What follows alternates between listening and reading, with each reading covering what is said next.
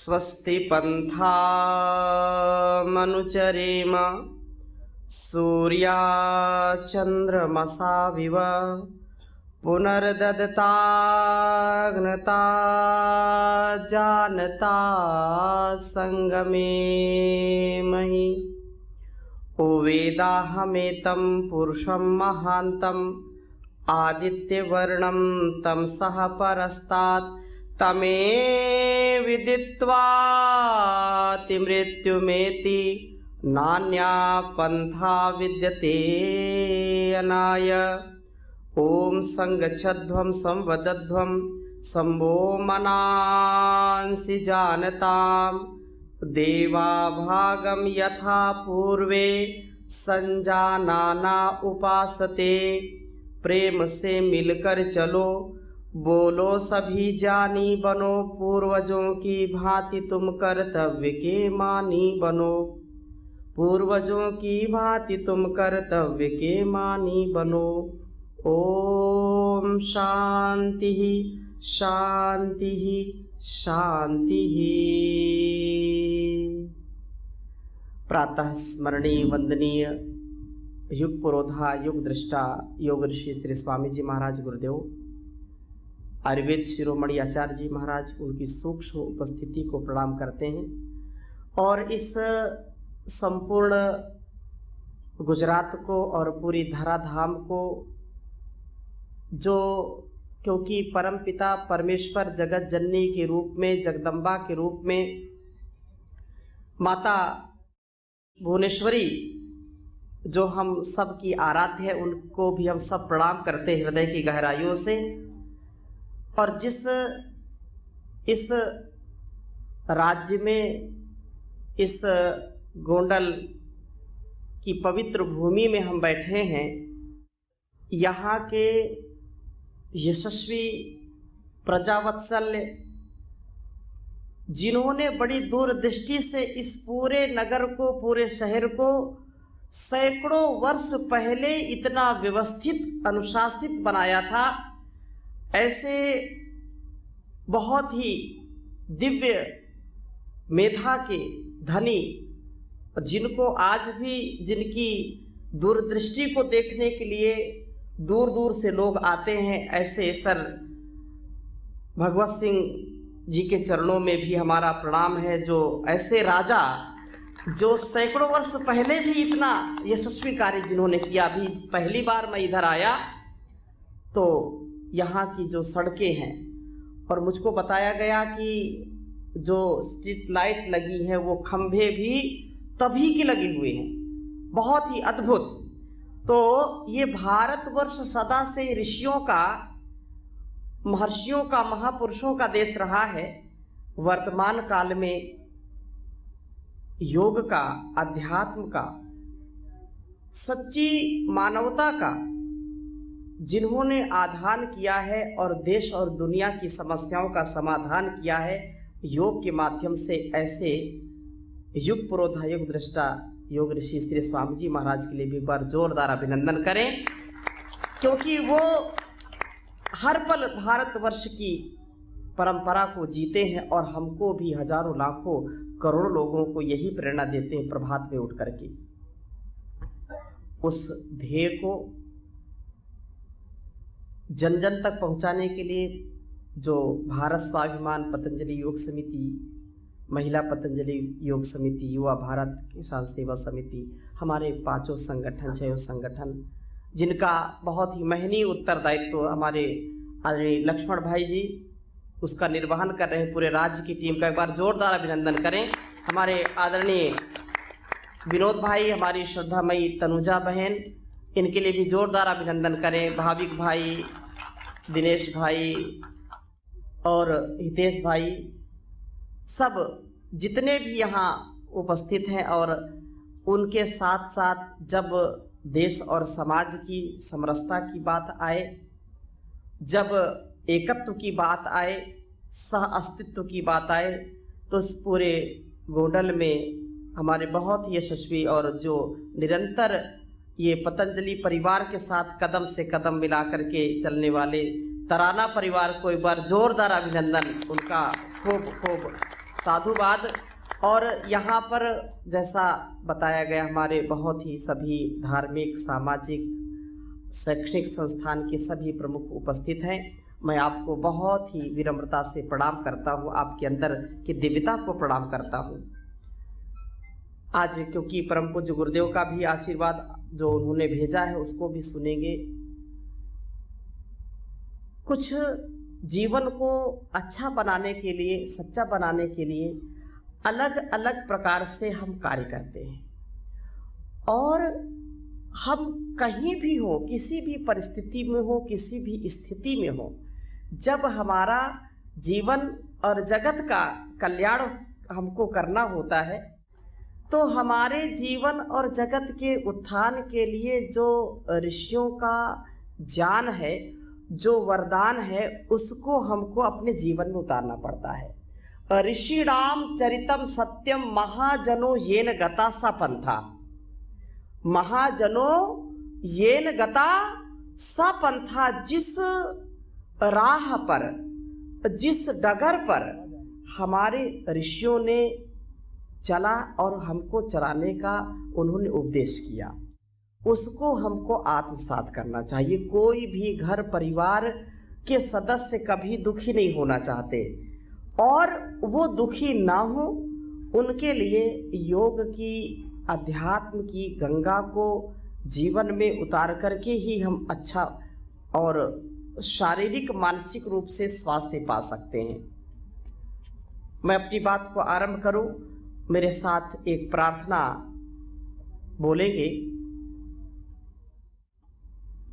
तुम ही मेरे बंधु सखा, तुम ही मेरे, तुम ही मेरे बंधु सखा, तुम ही मेरे, तुम ही मेरी माता, तुम ही पिता हो, तुम ही मेरी माता, तुम ही पिता हो।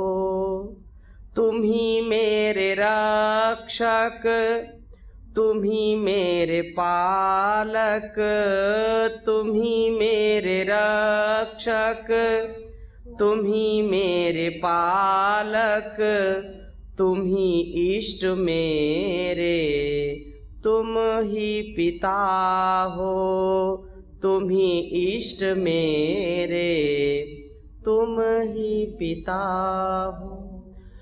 तुम्हें छोड़ किसकी शरण में मैं जाऊं, तुम्हें छोड़ किसकी शरण में मैं जाऊं, है सब कुछ ये तेरा, क्या तुझ पे चढ़ाऊं, कि है सब कुछ ये तेरा, क्या तुझ पे चढ़ाऊं।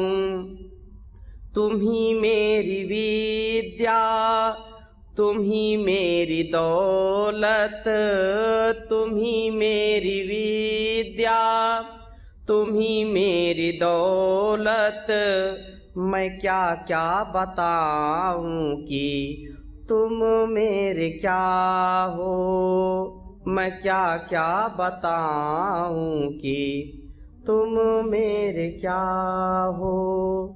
तुम ही ने बनाए शशि भानु तारे, अगन और गगन जल हवा भूमि सारे, तुम ही ने बनाए शशि भानु तारे, अगन और गगन जल हवा भूमि सारे, तुम ही ने रचाया संसार सारा, तुम ही ने रचाया संसार सारा, तुम ही जग के पालक, आधार तुम हो। जमाना तुम्हें ढूंढता फिर रहा है, जमाना तुम्हें ढूंढता पता फिर रहा है, न पाया किसी ने, छुपा तू कहाँ है, न पाया किसी ने, छुपा तू कहाँ है।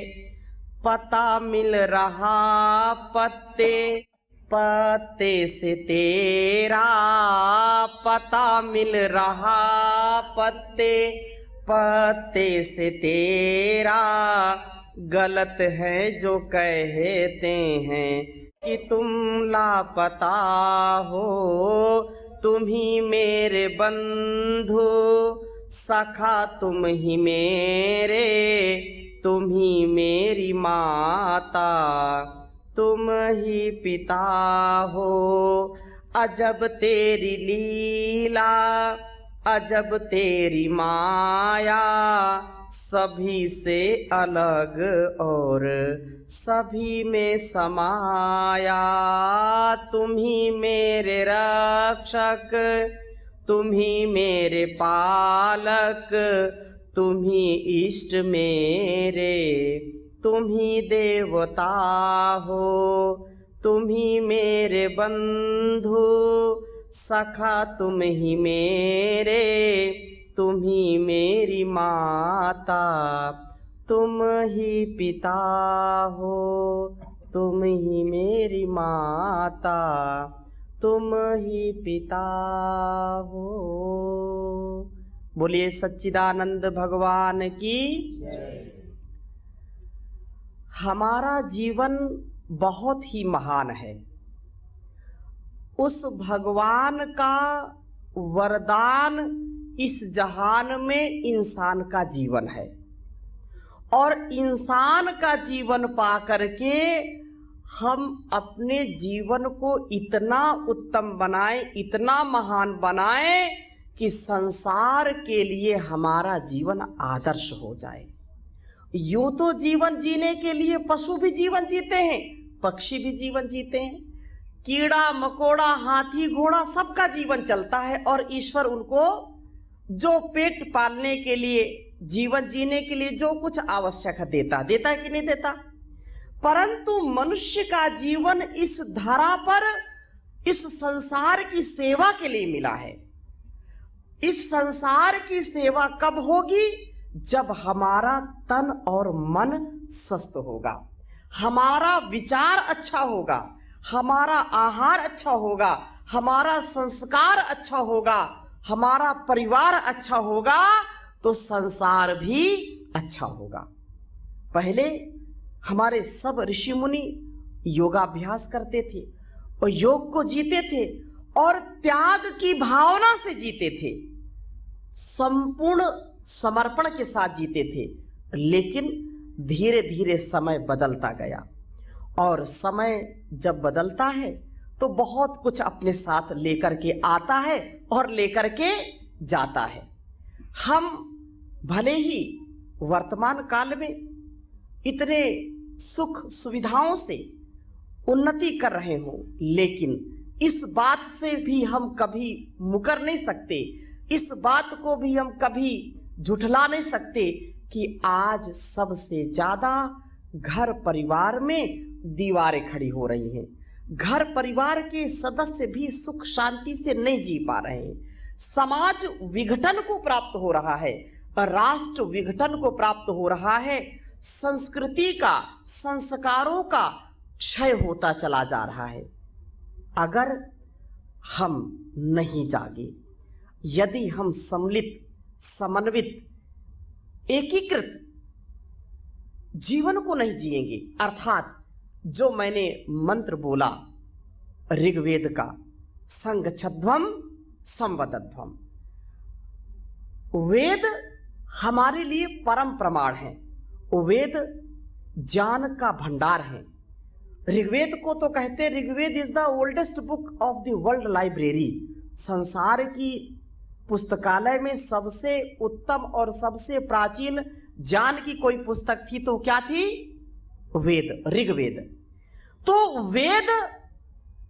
वेदो अखिलो धर्म मूलम, वेद सब सत्य विद्याओं का पुस्तक है।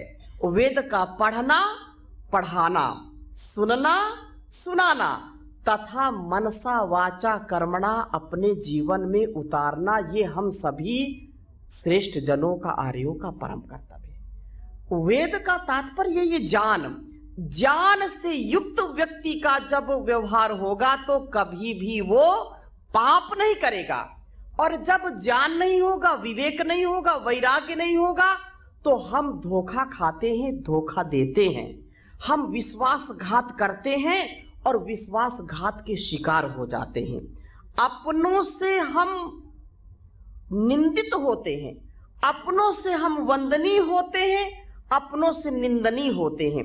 हमारे लोग ही हमारा साथ छोड़ देते हैं, हमारे अपने ही साथ छोड़ देते हैं। जब हम कुछ गलत करते हैं तो सही करना और उसके लिए विवेक वैराग्य से युक्त जीवन को जीना। ऐसे तो दुनिया में कोई भी व्यक्ति अपने को ब्रह्मज्ञानी से कम नहीं समझता। ये दुनिया बड़ी सयानी है, जिससे पूछो वही ब्रह्मज्ञानी है कि नहीं। जो भी वो समझता है कि प्रधानमंत्री जी हमसे आकर के कुछ जान लें तो हम उनको कुछ सही बात बताएं, वो ईश्वर भी कुछ हमसे पूछे आकर के तो हम उसको कुछ सलाह दें तो सृष्टि अच्छी चले। कोई भी व्यक्ति, मतलब ये संसार का ऐसा नियम है कि कोई भी व्यक्ति नहीं चाहता कि वह किसी से कम है।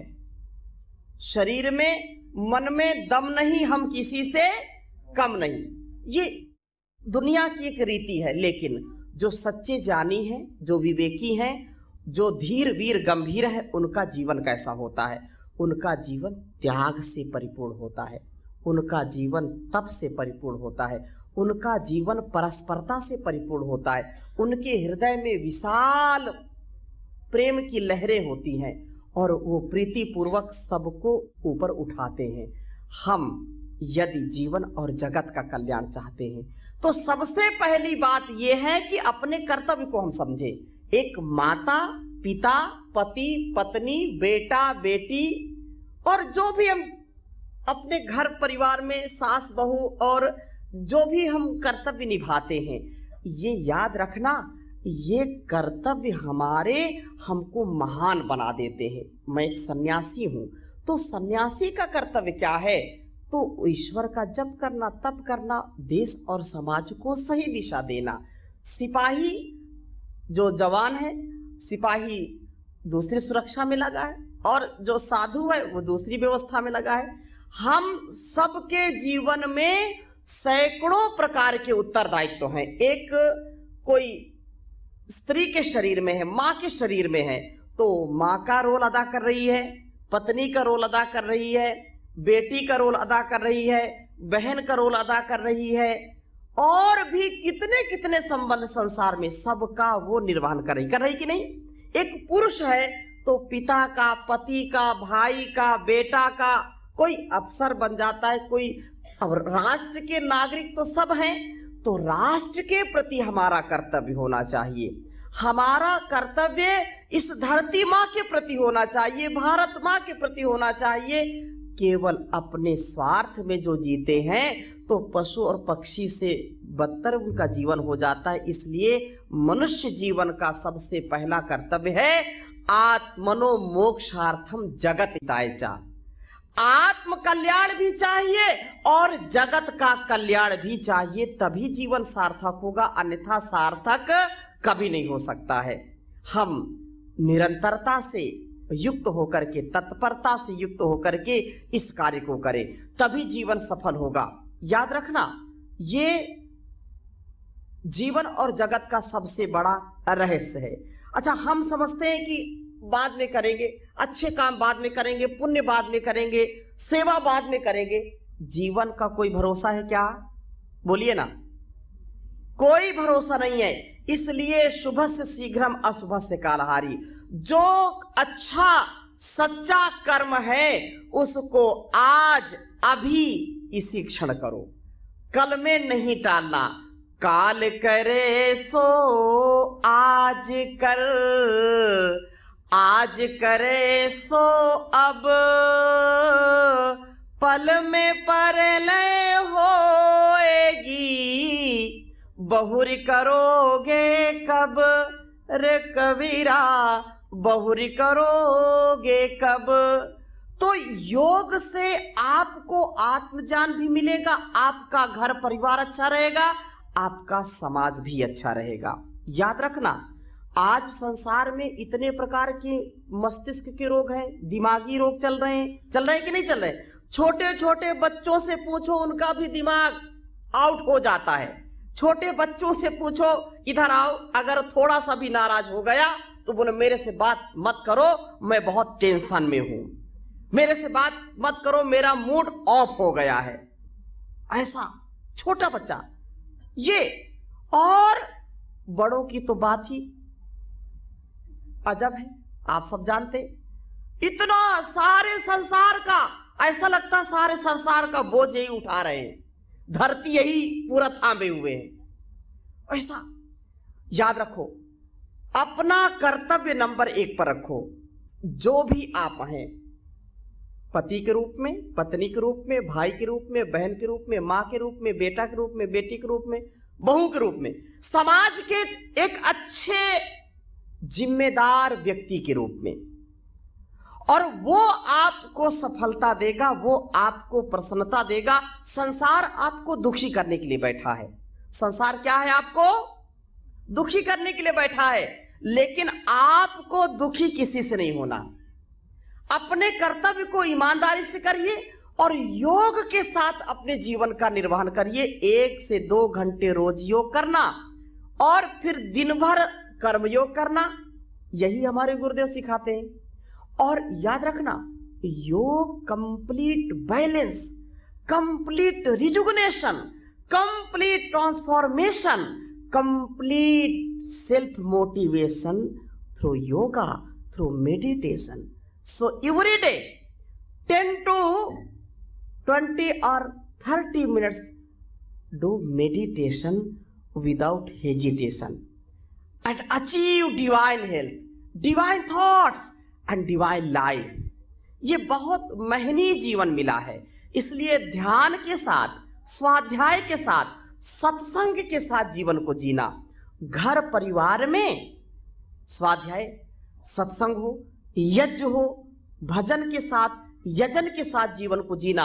हमारी सनातन पुरातन ऋषि परंपरा हमको अपने जीवन और अपने संस्कारों पर गौरव होना चाहिए कि हमने भारतवर्ष में जन्म लिया, हमने अपनी सनातन परंपरा में जन्म लिया। हमारे पूर्वज सब ऋषि मुनि, सब वीर वीरांगनाओं का जीवन राष्ट्र और विश्व के कल्याण के लिए था। ऐसा जीवन हमारा होना चाहिए।